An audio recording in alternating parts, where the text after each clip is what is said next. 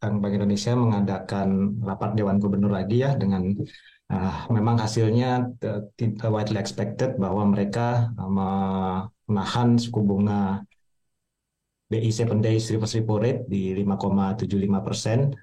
Mungkin langsung next di slide pertama. Ya. Jadi sesuai dengan ekspektasi BI 7 Days ditahan 5,75, kemudian lending dan deposit and lending facility itu ditahan di 5% dan 6,5% ya pada rapat Dewan Gubernur di hari Selasa. Jadi memang keputusan ini sudah sesuai ekspektasi dan kemungkinan memang masih akan tetap ditahan pada level saat ini sampai dengan beberapa bulan ke depan ya, setidaknya mungkin sampai dengan semester 1 2023 ini ya. Jadi keputusan ini selalu didasari dengan asumsi atau dengan kondisi inflasi dan outlook dari pertumbuhan ekonomi ya. Jadi sepertinya memang Bank Indonesia saat ini melihat bahwa inflasi mungkin lebih cepat turun dibanding dengan yang diperkirakan sebelumnya ya. Jadi terlihat memang untuk core inflation itu sudah turun di bawah 3% di bulan Maret ya, di 2,9%. Jadi ini menunjukkan bahwa kebijakan Bank Indonesia untuk menaikkan suku bunga sebesar 225 basis poin sepanjang bulan Agustus sampai dengan bulan Januari 2023 itu uh, cukup efektif ya untuk menurunkan inflasi inti. Next, memang untuk headline inflation terlihat masih agak cukup tinggi ya di 5%, masih di atas target dari BI yang sebesar 3 plus minus 1%. Jadi memang sudah di atas target ya selama 10 bulan berturut-turut ya. Tapi kalau kita lihat memang di bulan April memang sudah dilakukan berbagai kebijakan untuk mengendalikan harga-harga bahan makanan. Jadi kalau kita lihat beberapa harga bahan makanan, bahan pangan di bulan April itu yang biasanya memang cenderung tinggi ya bertepatan dengan Lebaran itu secara bulanan sudah ada yang turun cukup signifikan ya, seperti cabai rawit, kemudian cabai merah dan beras dan juga bawang putih itu di bulan April itu month to date-nya juga sudah turun ya. Jadi memang ke depan kita lihat inflasi baik IHK maupun inflasi inti seharusnya masih akan tetap akan terus menurun ya untuk IHK, sementara untuk core inflation itu memang masih terus akan tetap stabil dan mungkin akan berada di bawah 3% dalam beberapa bulan ke depan. Ya. Memang salah satu kunci saat ini yang harus diperhatikan ya volatilitas harga-harga bahan makanan, apalagi dengan adanya ketidakpastian iklim dan cuaca yang tidak menentu ya, ini mungkin harus terus diperhatikan baik oleh pemerintah maupun pemerintah pusat maupun pemerintah daerah untuk memastikan ketersediaan suplai bahan-bahan makanan, terutama beberapa yang sangat penting ya seperti beras, cabai ya, cabai rawit dan juga cabai merah. Next.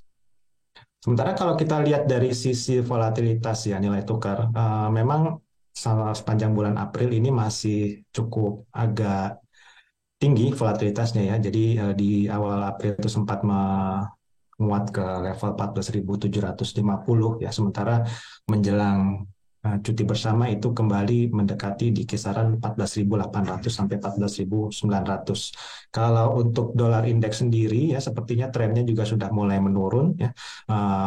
Di bulan Maret lalu itu masih sekitar 105 sampai 106 dan saat ini sendiri itu di level sekitar 101 sampai 102.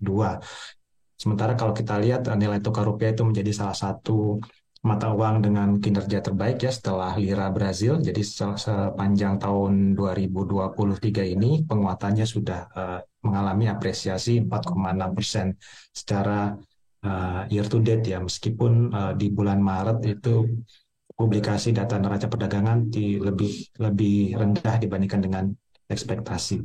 Next.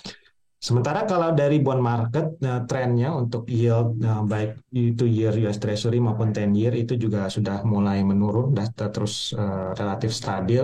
Memang Pekan lalu itu untuk yang 2 year itu masih di atas 4%, ya 4,19%. Secara month to date ada kenaikan, sementara year to date itu turun ya, di atas 20 basis point. Dan sampai dengan kemarin sendiri untuk yang 2 year-nya itu sudah berada di bawah 4%, ya, di sekitar 3,9%. Sementara untuk 10 year itu sudah di kisaran 3,5 sampai 3,6, dan kita lihat trennya masih akan terus menurun. Jadi memang ke depan ekspektasi market bahwa The Fed itu tidak akan lama lagi menerapkan kebijakan tight monetary policy, ya, kemungkinan di bulan Mei mendatang mungkin kita perkirakan masih akan ada naik 25 basis point ke 5,25%, dan most likely kita perkirakan akan flat ya 5,25%, dan akan mulai berhenti menaikkan suku bunga itu di bulan Juni, ya, karena memang kenaikannya juga sudah cukup signifikan, dan kemungkinan akan ada lag effect yang akan berpengaruh signifikan kepada inflasi di semester 2 2023 ini, apalagi dengan adanya kemungkinan Amerika Serikat akan mengalami resesi. Next. Untuk inflow sendiri juga sudah cukup signifikan ya sepanjang tahun 2023 ini, terutama di bulan April ya, sejak adanya krisis perbankan di Amerika Serikat.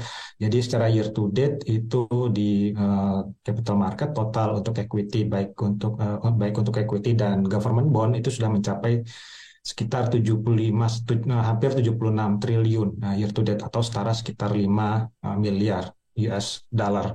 Jadi untuk bond market itu memang mendominasi inflow sepanjang tahun ini, itu mencapai 61,3 triliun atau sekitar 4 billion US dollar. Sementara di equity itu 14,3 inflow-nya secara year to date, atau 941 juta US dollar. Jadi ini juga mendorong penurunan yield untuk 10 year obligasi, baik 2 year maupun 10 year. Dan memang kalau kita lihat prospek untuk out inflow ke depan itu masih sangat terbuka, apalagi dengan kemungkinan tadi saya sampaikan bahwa The Fed itu akan segera mengakhiri kebijakan moneter yang ketat, ya, dan kemungkinan di semester 2 kita lihat itu prospek untuk inflow-nya cukup besar. Next. Sementara kalau dari sisi makroprudensial ya, memang ini menjadi salah satu perhatian ya, kalau kita lihat kecenderungan pertumbuhan kredit dan DPK perbankan sampai dengan bulan Maret itu menurun ya. Jadi memang ini sudah sesuai dengan ekspektasi ya. Memang saat ini uh, siklus perekonomian Indonesia itu sedang mengalami perlambatan ya, karena dampak dari melambatnya perekonomian dunia, kemudian juga impact dari kebijakan moneter ketat atau kenaikan suku bunga ya sebesar 225 basis point ya. Jadi ini sudah sesuai dengan perkiraan. Namun di sisi lain memang likuiditas perbankan itu masih cukup ample ya. Ini juga bisa mendorong peningkatan kepemilikan perbankan di surat-surat berharga. Dan Bank Indonesia ya, untuk mengantisipasi adanya perlambatan dari pertumbuhan kredit dan DPK ini, memberikan kembali insentif makroprudensial ya kepada bank-bank di Indonesia ya, antara 200 basis point sampai 280 basis point ya. Hal ini dilakukan untuk mendorong pertumbuhan kredit dan financing ya untuk sektor-sektor prioritas yang dianggap masih belum sepenuhnya pulih dari dampak pandemi. Next.